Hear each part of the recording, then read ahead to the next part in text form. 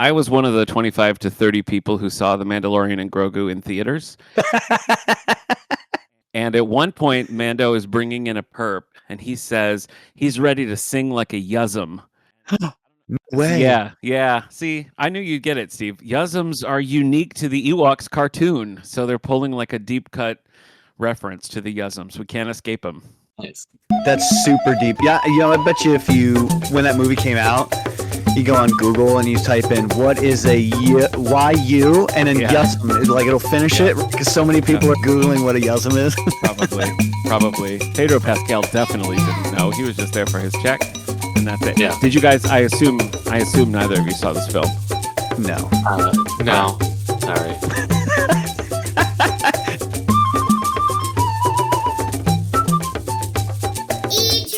Welcome to This Endorian Life, a nostalgic podcast from the Radio Meanwhile Network. My name is Steve Rudd. I'm Nick Gunning, and we're settling in for some vintage Saturday morning cartoons. Today we are discussing Unity, the third season finale of Superman, the animated series, with a special guest, Eric Mickles from previously on X-Men. Welcome, Eric. Thanks. I'm Eric. Yeah. Sorry, I was a little shocked when you said this was the third season finale because there's like a two-parter that really ends the whole show. Right. Yeah. There's only but I do know Kids WB would sometimes air stuff out of order. It's like a Futurama scenario. Like when you look at the episode breakdown, it was like there was sort of the 3 proper seasons, and then there's like 4 additional episodes that were just Batman Superman adventures. So it's I think that's why the DVDs come out in volumes instead of seasons, because it's quirky. Yeah, I've seen it in 3 seasons or 4 seasons. I've seen that too. Like that was weird to me. Yeah. The last time Eric was here, we were crossing over with previous on X-Men for Fred and Barney Meet the Thing. And I don't know why, Eric, but I feel like we talk about Fred and Barney Meet the Thing in every episode. Somehow it comes up. So it's really left its mark on our hearts. So it was a special time. I love thinking of the Thing with the voice of somebody who's like, ha cha cha cha. Yeah. And Jimmy Durante is the Thing. Okay, let me give you some facts. Superman the Animated Series ran for a total of 54 episodes on the Kids WB from 1996 to the year 2000. This episode originally aired on May 15th, 1999, and was released on DVD in 2006 and on Blu-ray in 2021. Eric, I'm going to go on a limb and say that you have the Blu-ray of this series. Is that correct? I do have the Blu-ray of the series, and that Blu-ray replaced the DVD of the series that I had as well. Okay. So, did you watch this on Blu-ray? I watched this on HBO Max. Okay, all right. I just wonder, like, how the clarity jump is from DVD to Blu-ray in the series. Blu-rays are nice because, I mean, I think you notice a much bigger difference with the original Fox Kids Batman. Episodes when they got the Blu-ray remaster, because those episodes were so much older. Okay. Clean it up a little bit. Yeah. Especially because it was done on that like black paper at times. But the Superman show, a lot of it, not this episode, but a lot of that show is, in the daytime and everything. So that's also a nice improvement. Well, Steve and I were devotees of the 2005 Kids WB The Batman series. Oh, yeah. And those Blu-rays are amazing. Like I didn't know what to. Oh, they really are. Yeah, because that uses a lot of color. There's like bright reds and everything. Yeah, and just something about the richness of the colors was like really great. So I just wondered if the Superman was doing the same thing. I mean, you can only do so much with something that was airing on Kids WB in '96. Yes, true. Yeah. Okay, so this episode was written by Paul Dini and Rich Fogel, and we've talked about Paul Dini many a times on this show because he wrote not only an episode of Droids, but 14 episodes of Ewoks, including the episode Princess Latara, which featured you, Eric. That was your one and only time talking about the true Ewok show with us. Do you have a lot of fond memories of that episode? Yeah. I'm trying to remember a thing that happened in that episode. I remember you saying on our 100th episode that was the way you learned that Paul Dini can also write bad things. That's true. Thank you. So, yes. So that was helpful. Yeah, usually I hold him up to a higher standard. Yeah, and you learned it. I think he was still just a young work for hire at that time. I think They're so. like, I don't know. they get lost, and then one of them farts. He's like, okay, here we go. The Ewoks, they meet a Yuzum. It's all great. Yep. The episode was directed by Shinichi Tuji. And here's our cast. We have Tim Daly as Superman, Lauren Tom as Supergirl. Lauren Tom also recurred on 90210 as Sue Scanlon. Also, the nanny. Yo, yeah. Yes. Man, greatest theme song ever, maybe. Probably. We have Mike Farrell as Jonathan Kent. That's a real phoned-in performance, I feel like, for Mike Farrell. Kent isn't one of the super. He's not a character that has a lot of super in-depth episodes. We don't see a lot. There's no real the Pa Kent stories you've seen in the movies or other things you don't get in this show. Ugh. But I mean, I'd take him over like Kevin Costner's unhinged Pa Kent. Kill me, Clark. Lie to everyone. Let children die. The quicksand is. I can come back and get you. No. Let please. the quicksand take me, Clark. let it slowly devour me. We have Shelley Fabre as Martha Kent, and this is pretty much a role she retired into. I think her last voice credit was maybe that Superman Apocalypse movie, which was real bad. But Shelley Fabre has an interesting career because she was in classic sitcoms like The Donna Reed Show or Coach, One Day at a Time, lots of things like that. But she also was like a 60s pop star. She sang Johnny Angel, if you ever heard that song. So kind of a wild career for Shelley Fabre, retiring as Martha Kent here.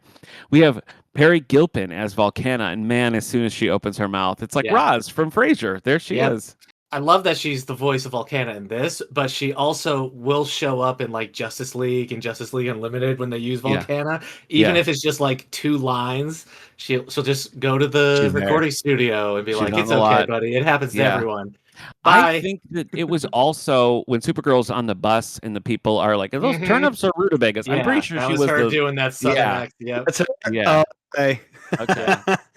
Because I read or it was in a one of the commentaries. I think it was Bruce Timm who mentioned that the way voice acting rules worked or worked at the time was that you could have a voice actor voice a second uncredited character and you wouldn't have to pay him more. Right. Yeah. No, I have read that as well. And certainly Star Trek, the animated series, took advantage of that. Where every time someone opened their mouth, it's James Doohan being like, "Oh, I'm not Scotty right now. I'm someone different. I'm a different character." I'm the Irish engineer. Oh, right. Okay. Such range on James Doohan. And he did it all with 9 fingers. Let's see. Finally, we have Stephen Root as Amos Howell and also Unity. Stephen Root is one of my favorite, and I almost had him as our Star Wars link because he's just done everything. He's done Office everything. Space, News Radio, which I love so much, The West Wing. He voices Bud Gleeful in Gravity Falls. He was Battle Cat in Kevin Smith's Masters of the Universe. He has a couple of Star Trek roles, and he did do, I scoured his IMDb page. He has 1 Star Wars credit. He was Lortha Peel in the Book of Boba Fett, which, you know. I was going to say, he seems like somebody that would be in the Mando side of Star Wars. Yeah. Just on Tatooine being like, "Whoa, it's hard."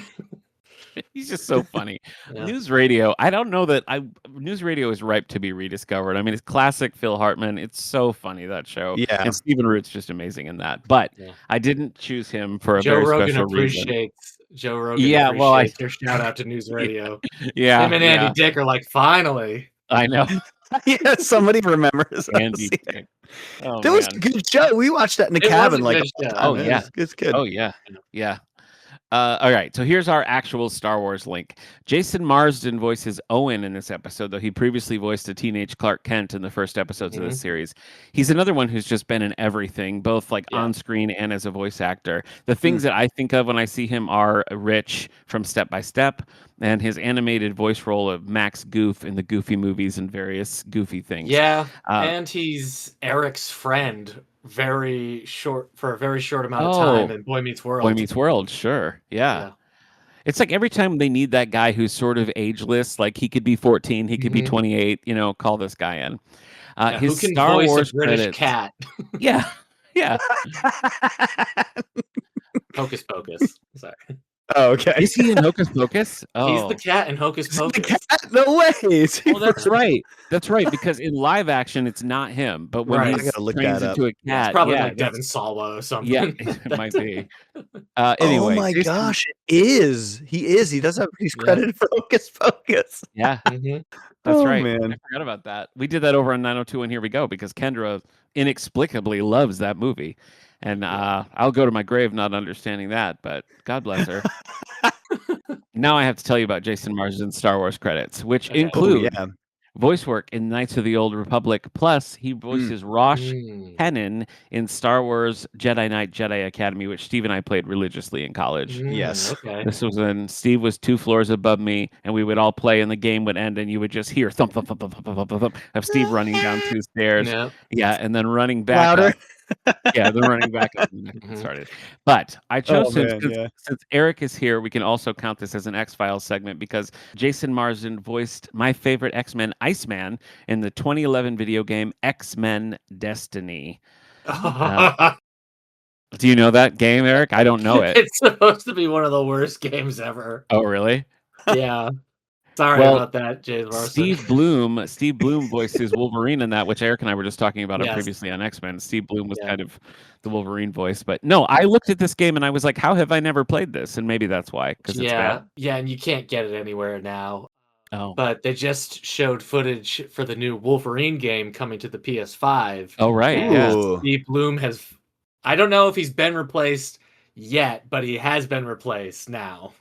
Oh So wow. there's a new voice. Do you mean that Steve Bloom recorded that and then they're putting in a No, new I voice? mean, Oh, it's we the just first have a new time I've Wolverine. seen a non-Steve Okay. Bloom Got it. one in a while. So Yeah, I thought you meant too that like he recorded everything yeah, and they they're were like, no, "Oh, sorry, no." bro. that's not You're Wolverine. out. And it's like, what? You're Like, out. yeah, it doesn't really sound like Wolverine. It's like Yeah. you must be new here, director. Like it's his first day. So James Marsden was in Knights of the Old Republic.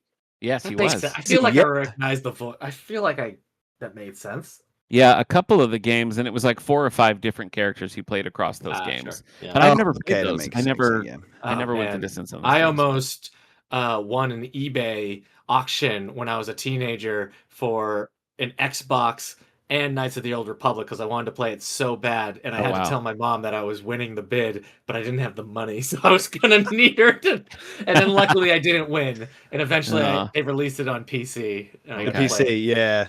I never played it on Xbox. I played it on PC. That to Yeah. me, that was like, Yeah. I don't know if I could play that game on Xbox right now.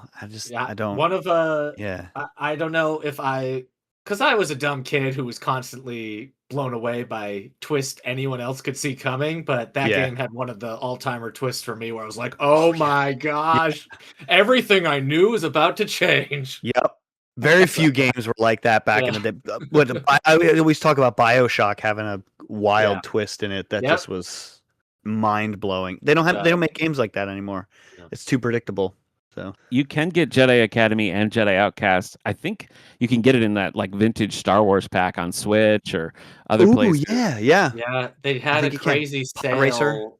They had a crazy sale a while ago, and I ended up just getting all the Jedi Academy Dark Forces games because I never Yeah. played them. What's I that? love It's called Katarn, right? That's Katarn, Yeah, I think. that is. It's Jedi Yeah. Outcast. Yeah. Oh, it's Jedi Outcast. Yeah. Because it's so such good. a weird series because it starts as Dark Forces, which is just a Doom clone, Yeah. and then it becomes what is it? Jedi Outcasts, Dark Forces 2. Mhm. It starts Yeah. and then it becomes it's like the WarioWare games where they started as Yes. Mario and then like they Yep. just slowly become Jedi Outcast to Jedi Academy to Yeah. you know. Republic Commando is a great classic Yeah. game. That's That was a really good fun. game. Yeah. Yeah. That's I so played through that good. like in a vintage pack. That was really fun. Yeah. Nick, I'm pretty sure I finished that game It's a very the short night game. we went to go see The Last Jedi. Oh, really? There you go. It was either, yeah. The It was Last either that or ties Force in. Awakens. I just remember finishing the game like, well, now go to see the new Star Now Wars you gotta go movie. see it. I tried so hard to play. I don't think I played Jedi Academy, but I did get Jedi Outcast on Switch. I just can't play those games without a mouse nub. Like that's how I Mhm. played them all through Yeah. college. And when I try to adjust to a controller, I'm terrible at it. So A mouse I don't nub. Yeah, Chihuahua. No, I like it. Yeah, the track nut. Yep. Remember when you would pwn dudes with the dot, and I came Yeah. up, I was like, "Are you just using the track dot?" Yeah. And you're like, "Yeah, super nice, I sensitive." can't. And I Yeah. was like, "Dang." Yeah, I'm I like can't. struggling with my mouse. I just never. went to nub after that because I was like, Nick's doing it, I'm doing it. I couldn't adapt. I couldn't adapt. Yeah. I don't think I've ever watched this episode before. No, I you're not a thought that fan of the show.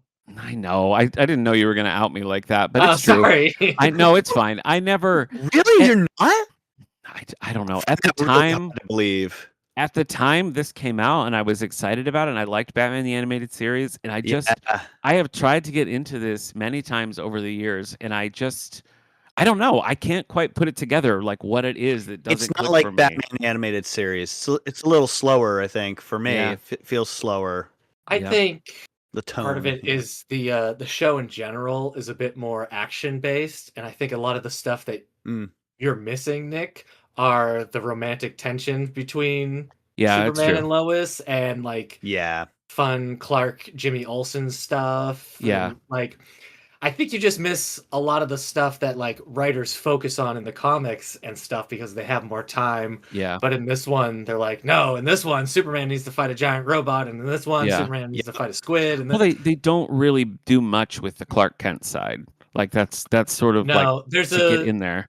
Yeah, and the Lois Lane, like any romance between the two, it really only happens in like 2 episodes, and one is an alternate reality storyline. So yeah, well, but I will say I watched this one, and I got out my old DVDs and I watched it, and I did just finish the disc. So I watched like the Batman story with Roz, which is right after this, and I watched the 2-part finale, which is like Darkseid and everything. Legacy. And there was a moment where like they're in this beam and he's going off to fight, and she's like, "Wait!" And she goes up to him and she just puts her hand on his face, and they don't even kiss.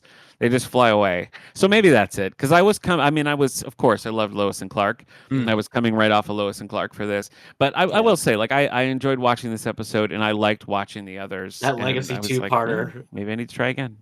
Jaw on the floor during some of those scenes in that 2-parter for me when I first watched it. When Superman is that the one where Superman basically uses his heat vision through Darkseid's foot? Yeah.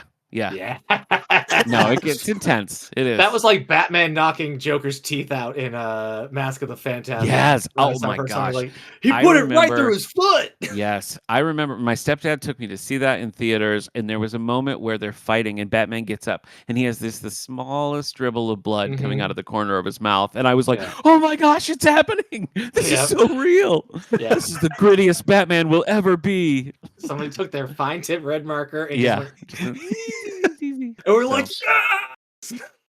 So all that to say, maybe this is the time. But what about you guys? I mean, what is your history with this show? Steve, how about you? Were you watching this as a kid? Did you discover it later? I didn't watch it as a kid. I think I owned the DVDs in college. Yeah. I think I did. I think I bought you had them and then I bought them or something, and I had them for a while. They were kind of everywhere. Yeah.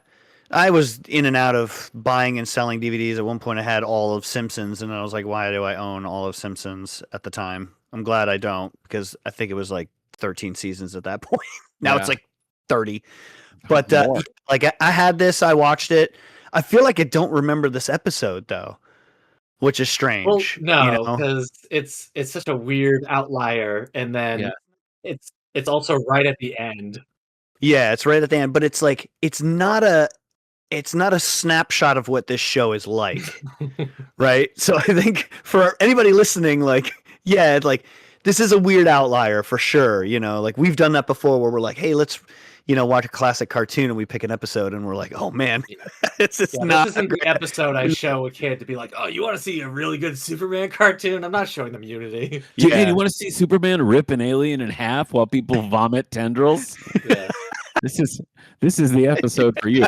But it's, I mean, we picked it because it's such a showcase for Supergirl, and that's sort of like, it is, it's fun. Like, Supergirl, I mean, she does have a 2-part origin story you could have picked, but it's fine. It's true. It's true. Yeah. What about you, Eric? Because I know you do love this show, but when did that begin? We didn't have cable for a while, and then when we got it back, I'm pretty sure it was at the time where the Batman Superman adventure, see Kids WB would show the hour. You'd get either a Batman animated series and a Superman, or you'd get 2 of one, depending on what they were doing. Sometimes it would be the old Fox Kids Batman. Sometimes it would be the Kids WB Batman. So I'm pretty sure that was the first time I was watching the Superman show.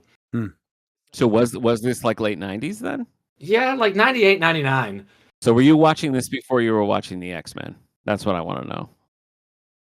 Yeah. Ooh. Okay. Yeah. This was, I mean, yes, for a long time, the only superhero, like, you know, the big 2 superhero shows that I knew were the Batman animated series and Superman animated series, along with the old Fleischer cartoons. Yeah. But yeah, I didn't watch the Marvel cartoons that were in the 90s during the 90s. Yeah.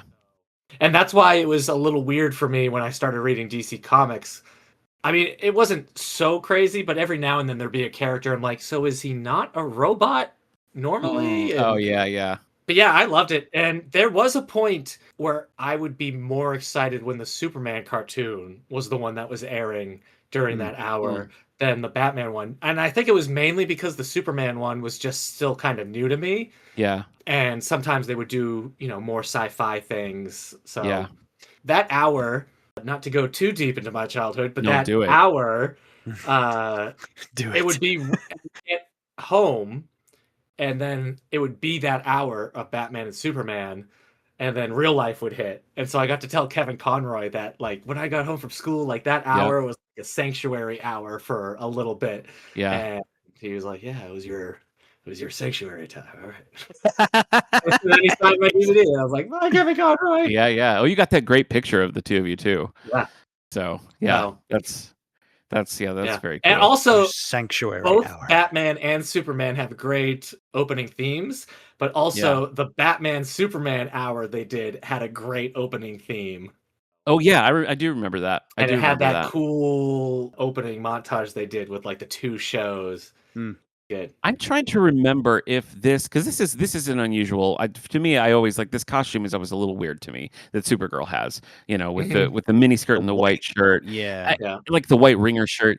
I guess the thing that I'm always like the most confused about are like the Mickey Mouse gloves that I don't really understand. You know, that. I've never noticed the gloves until today. Oh, like really? Today was the first time I was watching, and I was like, why does she have those gloves? There's a couple times where it's like they're kind of the focus. Like she's the way she's sitting down and stuff. You really look at those. I've never thought about it until today when I was watching the episode. I'm like, they don't really add anything. She doesn't need them. Yeah. You notice them when she's sitting waiting, right? Where there's that moment where she's like impatient. She's sitting, she's like leaning on her hand. Yeah. That's when you notice the glove, because all of a sudden it's contrasted against her face. And it's not even that they're just gloves. Like Nick said, they're like the Minnie Mouse. They've got that like the rolls on them. Yeah. Up a little bit. And it's not like that was a 90s thing. No, because I mean, clearly, I feel like they're going for like an Alicia Silverstone, like a '90s, you know, like almost Valley Girl-esque kind of outfit, like which I get it, and it works, like the Doc Martens and everything. It makes sense, but it's '90s Supergirl drawn by Bruce Timm, so you know you're gonna have the Bruce. But I mean, this costume made its way into the mainstream comics, though I do think it was here first. Like I think it was here and then bled into the comics. Yeah. There are definitely comics where she wears this. Because at this time, wasn't it Peter David writing that really weird Supergirl? Yeah. Did she have that? Okay. She had a version of that comic, and then there's a one that's kind of a mashup of the Peter David Supergirl, which we read together, and it was so weird. And the Kara Zor-El Supergirl, they meet in a graphic called Many Happy Returns, and she's full out wearing this costume. So I think kind of gradually it shifted into that. But whenever they do those multiverse things where you see like 80 different versions of a character. Anytime you see like this, it's like, and that's the DC animated universe version. So I think it did start here, but she ultimately, like when you go into Justice League Unlimited, she eventually gets that Superman, Batman, like the newer, the blue suit, like 2-piece kind of suit, yeah. And what's her name again? The actress, Lauren Tom.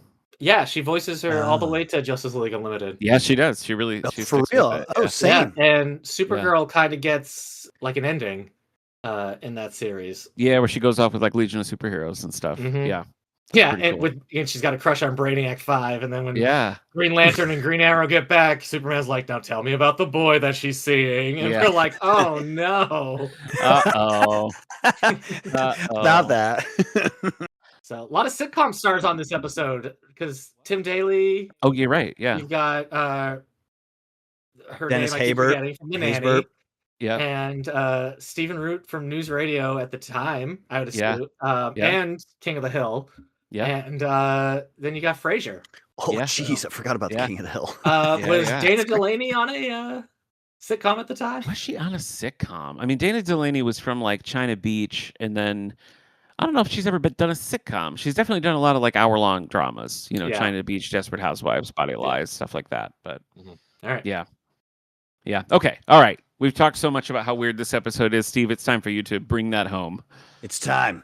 All right. The uber detailed plot of the Superman, the animated series, Unity. We open to Kara waking up on a beautiful spring break day, ready to head off to Metropolis to stay with Clark. Kara reluctantly boards the bus and accidentally bumps into a strange man exiting. We warp ahead to Kara writing a letter to her step-parents, telling them, step-parents, They say step-parents. They do, yeah. That doesn't make a lot of sense because, like, how could you have two step-parents Yeah, unless That's true. your stepmom, Yeah. like maybe your dad died, and so you're living with your stepmom, and now Right. she gets She's gotten married. Yeah. and so now you have a stepmom and a I think- stepdad. I think in the comics, they usually say foster. Yeah, Like they say Foster foster, which makes more does make sense, sense. I yeah. mean, it makes Yeah. sense. or So. aunt and uncle. It's Yeah, it's whatever. a weird to say step-parents, but Yeah. that's what the preacher says. I know, yeah. All right. So we warp ahead to Kara writing a letter to Martha and Jonathan, telling them of all the fun she's having with Clark and Lois, and also the many heroic escapades she's been involved in. Alas, it's time for her to take the noisy bus home and has to listen to incessant arguing about turnips and rutabagas. So instead, she hops out and runs the rest of the way home. Clark's parents startle Kara when she arrives. They were looking forward to picking her up and bringing her somewhere ominously special.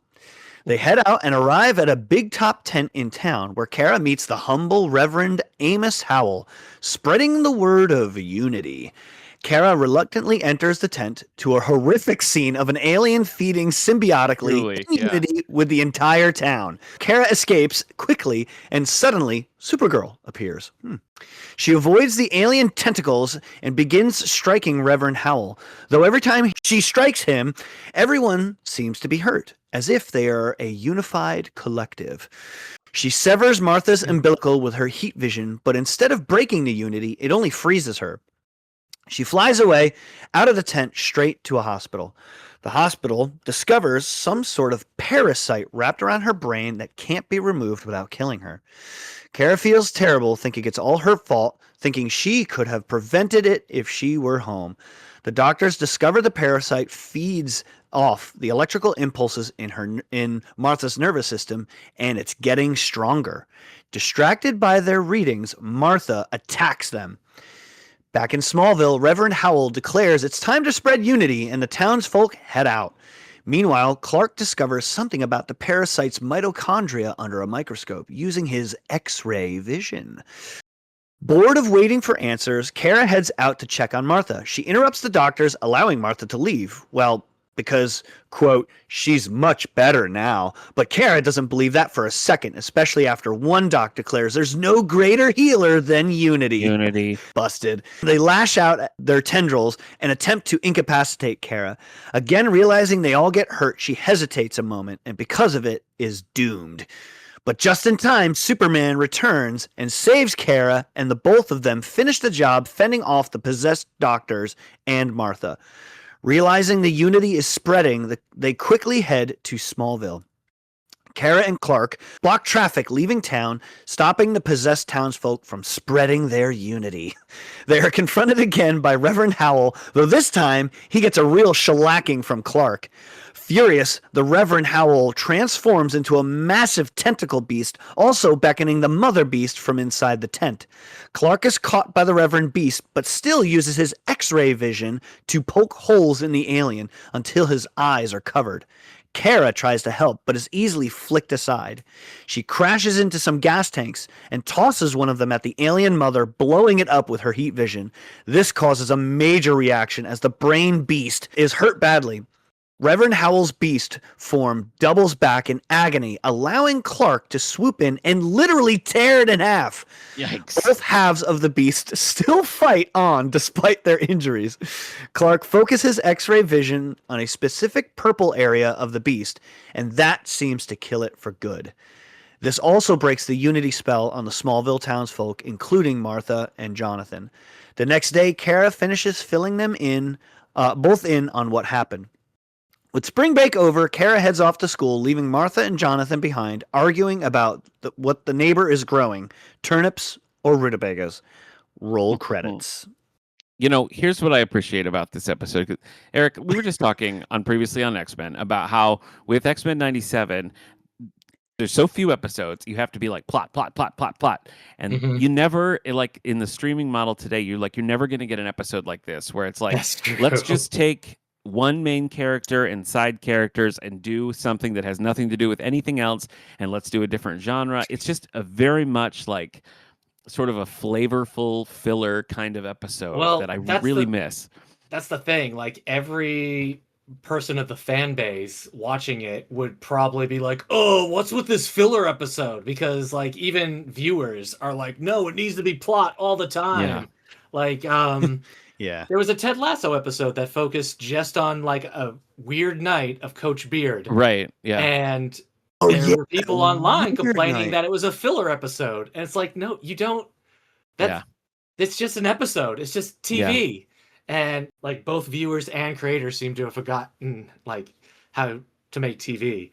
It's important though, because I mean, I think you see something different in this iteration of Superman with him being essentially a supporting character in this episode. Like he's, you know, that's a different kind of thing than you would normally see. And I really think in terms of like character development and the way you get to know these characters, the way you have attachments to these characters, you know, that's really important. But also, like, I would assume it helps against burnout with the creators who are like, you know what, this episode, I just want tentacles to come out of mouths. Yeah. And I want Superman to burn them up. I'm trying to remember if we even see Lois and Jimmy. Do we just kind of... Lois isn't here. I think in like the montage. Oh, wait, we do. In the montage, we see a picture. Yeah. Okay. Supergirl gets to go to the event right. with Lois takes her to Jimmy's different places. Yes. Her photo when she fights Volcana. That's right. Okay. So. Yes, but it really is. I mean, it's a very small crew. I also thought it was kind of reminiscent of in the Supergirl comics in the beginning. Superman is like, you can't expose my identity, so you have to live in an orphanage, which is horrible. And it lasts for so long. But I kind of felt like when he was like, no, you have to take a bus all the way back to Kansas so that nobody figures out that we have superpowers. I'm like, I don't think that Clark himself is taking a bus every time he goes to Smallville, you know, but he's like, for you, get on the bus. But you got to take the bus. Pretty funny. And this Pa Kent, Pa is like, remember, you need to be normal. And she's like, what's so great about being normal? It's like, normal is the good thing to be. Yeah. Not being normal is bad. Well, maybe he is the Kevin Costner Pa Kent. I don't know. It's hard to track. I love Ma Kent's delivery at the end, at the very end, where she's like, looks like rutabaga. Pa Kent seems kind of like a stereotype, but Ma Kent seems like somebody who's like just lived that life. Yeah. And it's just like it seems like she has more going on, but she's completely happy to just wonder if it's rutabaga or on rutabagas. Yeah. Yep. Doesn't care. Yeah. It's more fun talking about it than it is finding out.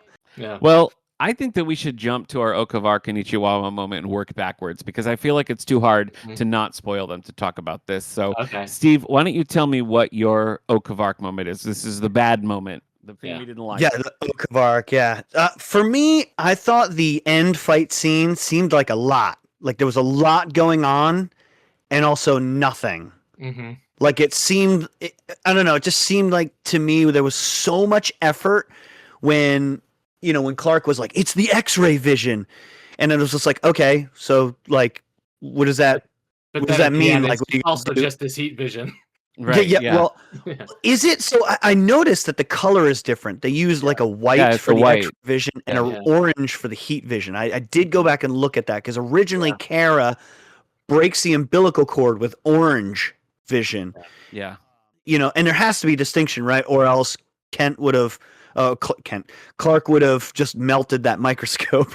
Right. And you sound like a bully in Smallville. Yeah. Listen, Kent. What's up, Kent?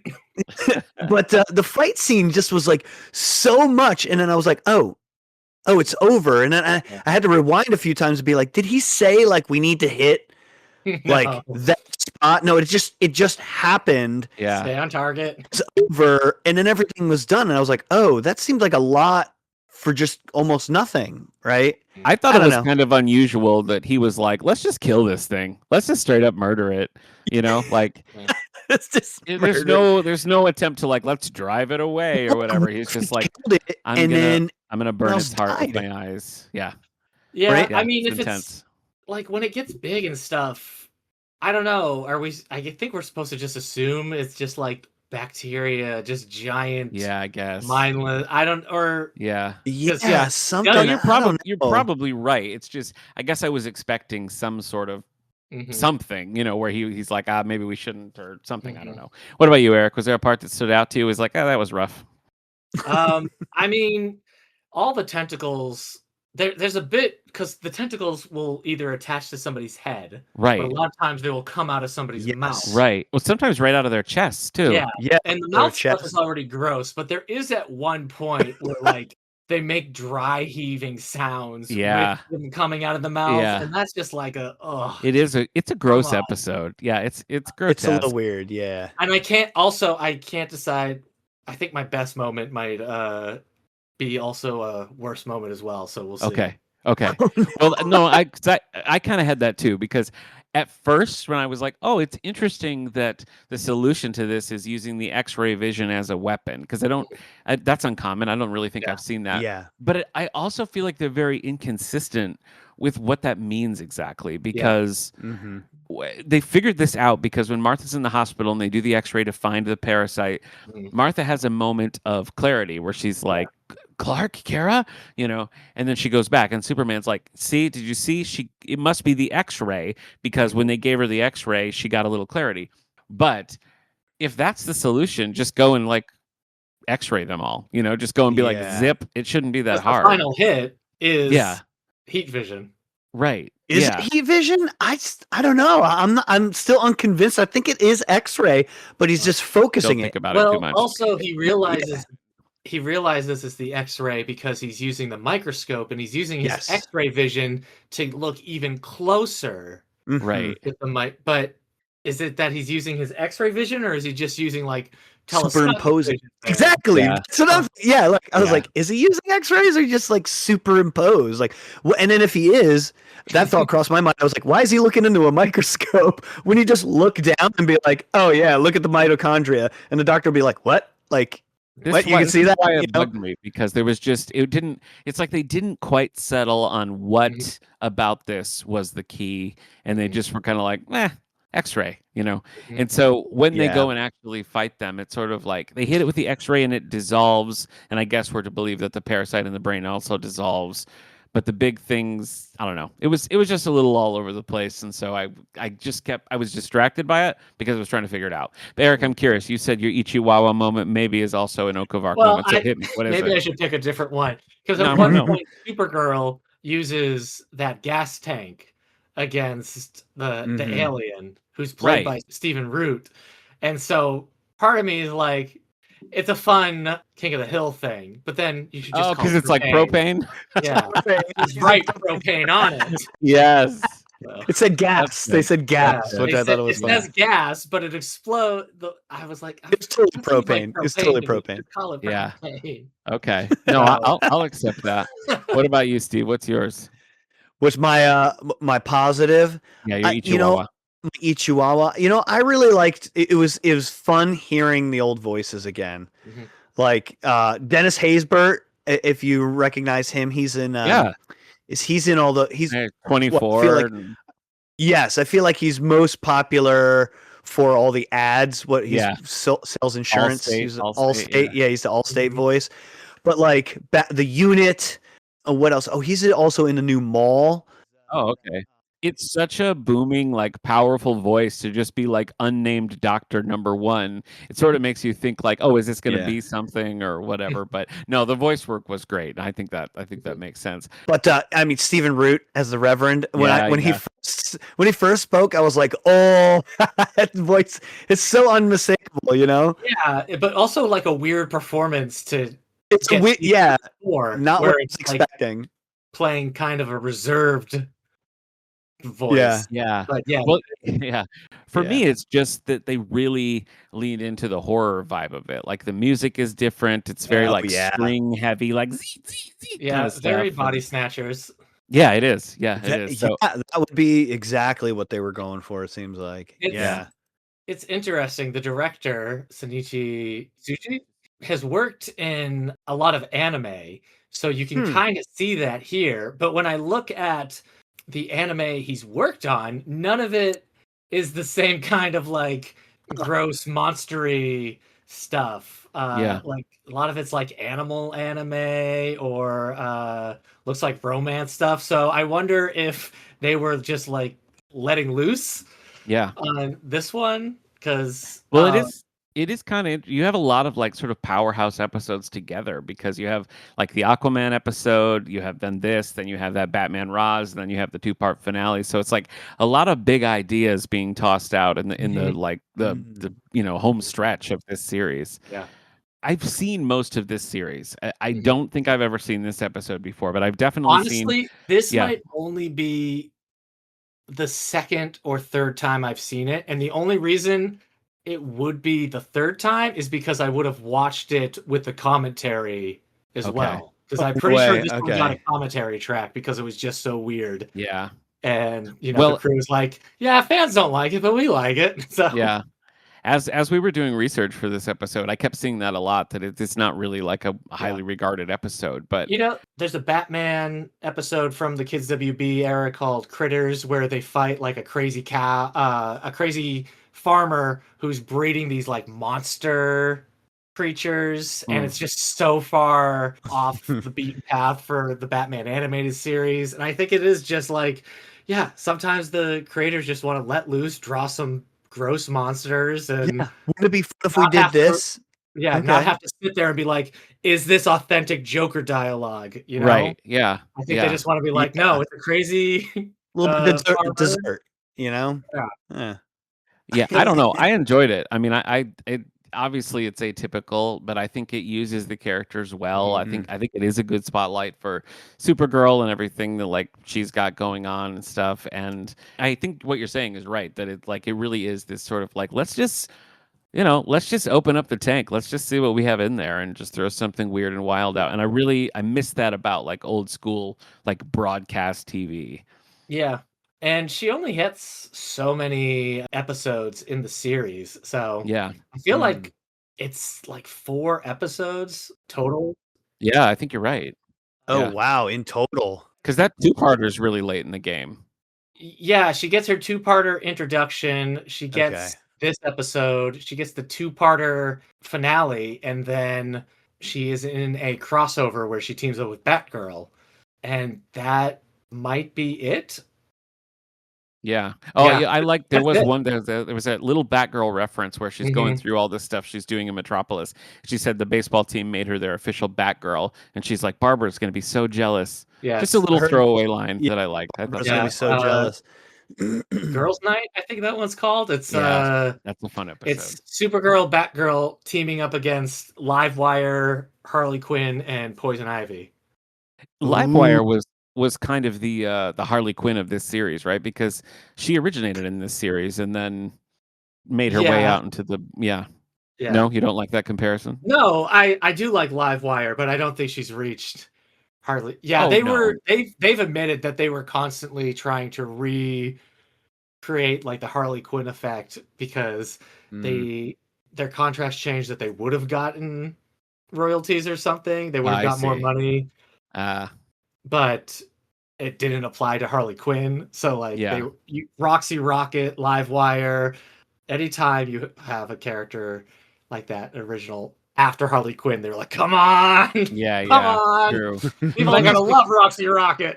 I think Livewire was really the only one who had any sort of legs after the series because she remains a Supergirl antagonist pretty heavily, like into the comics and New 52 and different areas and stuff. Yeah, So and you know it it's funny because she did become more of a Supergirl antagonist yeah than a Superman yeah. antagonist Huh. in lots of stuff. I mean, overall, I like Lauren Tom's portrayal of Supergirl.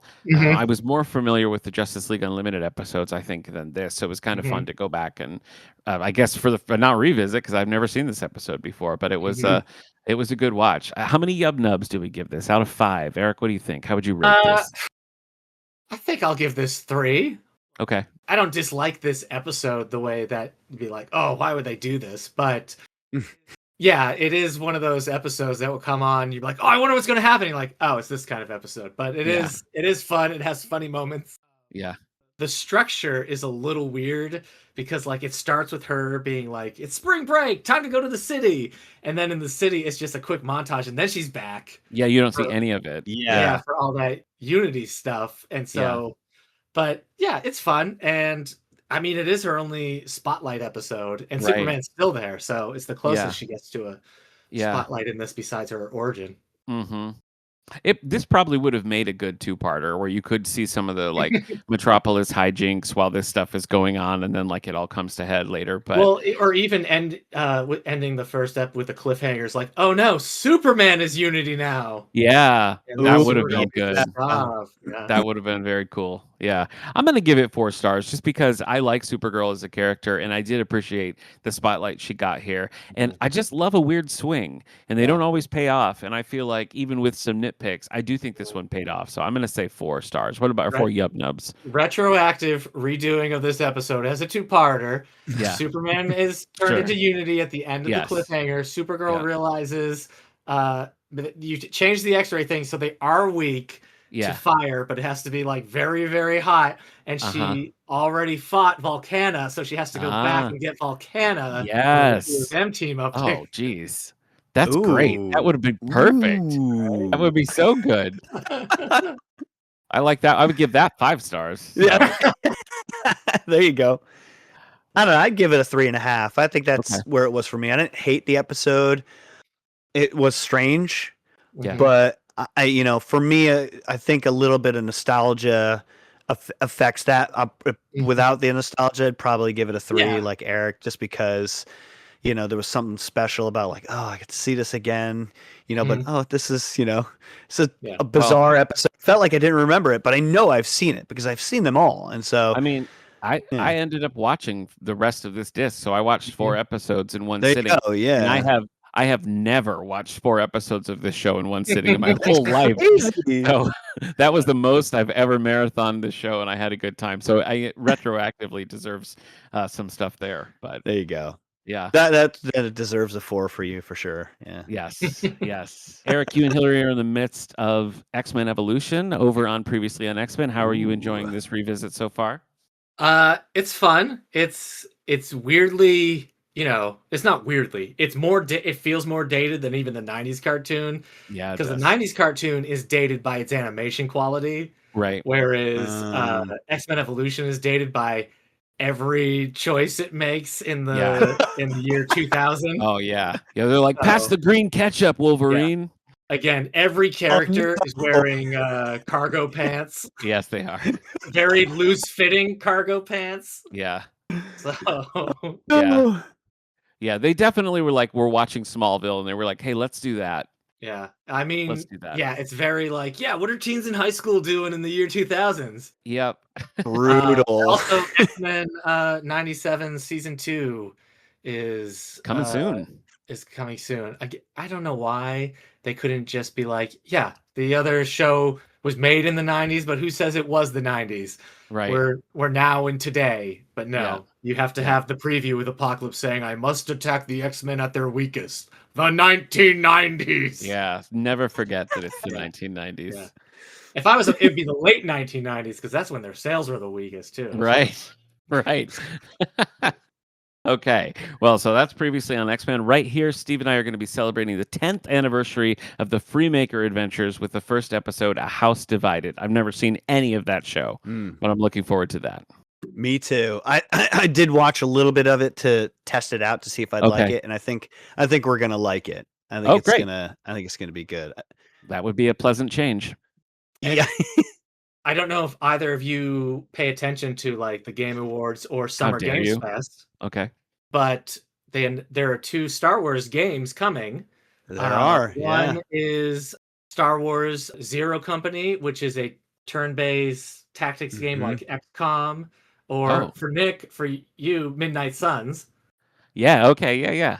Where you're playing as, in the Star Wars universe. And I finally figured out when it takes place because they show Anakin Skywalker.